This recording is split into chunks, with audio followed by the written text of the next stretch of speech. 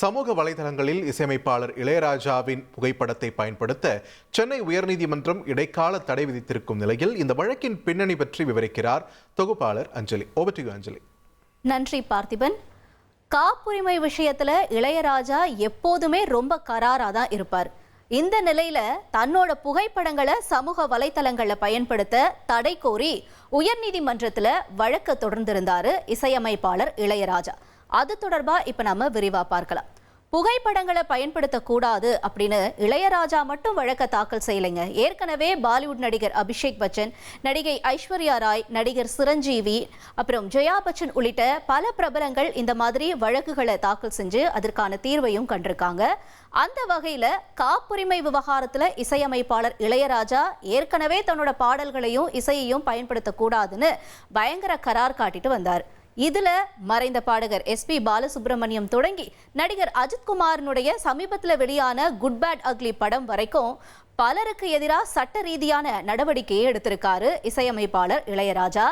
இந்த நிலையில தான் இப்ப யூடியூப், ஃபேஸ்புக், எக்ஸ் தளம், இன்ஸ்டாகிராம் இந்த மாதிரியான சமூக வலைத்தளங்கள்ல தன்னோட புகைப்படத்தை அனுமதி இல்லாம பயன்படுத்த தடை விதிக்க கோரி இசையமைப்பாளர் இளையராஜா சென்னை உயர்நீதிமன்றத்துல புதிய வழக்கு ஒன்னத்தை தாக்கல் செஞ்சிருந்தார். அந்த மனுவுல அவர் வச்ச கோரிக்கைகள் என்னென்ன அப்படின்னு பார்த்தா, தன்னை அடையாளப்படுத்துற வகையில தன்னோட புகைப்படமோ, பேரோ, இசைஞானி அப்படிங்கிற பட்டப்பெயரோ, குரல் இந்த மாதிரி எதையுமே பயன்படுத்த கூடாதுன்னு சமூக வலைத்தளங்கள்ல ஏற்கனவே பதிவிட்ட புகைப்படங்களை நீக்கணும்னு கோரியிருந்தார்.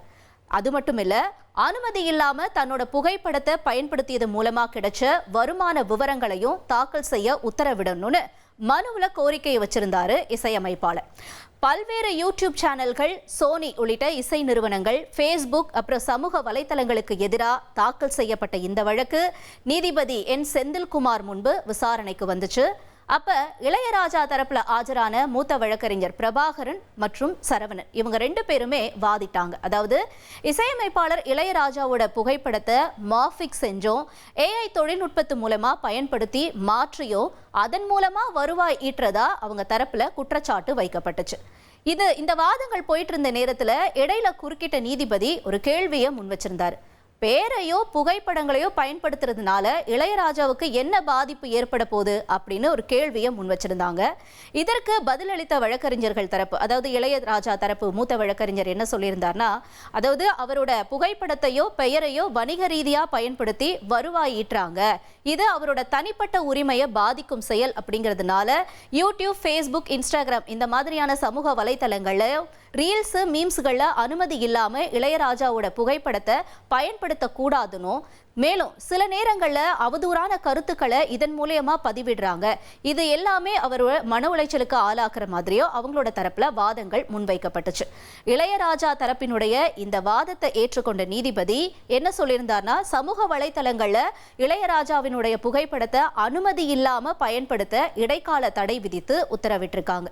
அது மட்டும் இல்ல, ஏற்கனவே இந்த மனுவுக்கு பதில் அளிக்கிறதுக்காக பல்வேறு யூடியூப் சேனல்களுக்கும் சரி, சோனி உள்ளிட்ட இசை நிறுவனங்கள் அப்புறம் ஃபேஸ்புக் உள்ளிட்ட சமூக வலைத்தளங்களுக்கு நீதிபதி விசாரணையை 4 வாரங்களுக்கு தள்ளி வச்சு உத்தரவிட்டிருக்காங்க.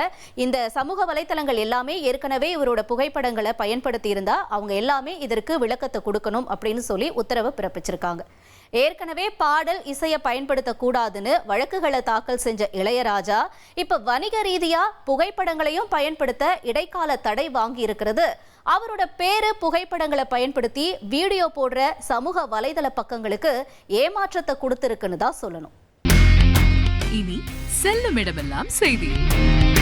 தந்தி டிவியின் வாட்ஸ்அப் சேனலை ஃபாலோ பண்ணினா செல்ல இருக்கும் இடமெல்லாம் செய்தி. இதோ QR கோட்.